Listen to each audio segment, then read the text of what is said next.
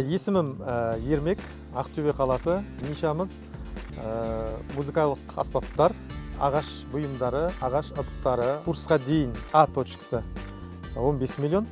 Міне курстан кейін, осы 2 айдан кейін қазір 17 миллион. Онлайн продажа бар, бірақ жақсы деңгейде емес, жүйеленбеген. Курсқа келгеннен бері уақытты тиімді пайдалануды түсіндім. Әрбір инструментті пайдаланған сайын бізде жеңілдіктер пайда бола бастады, және тағы да мәселелер.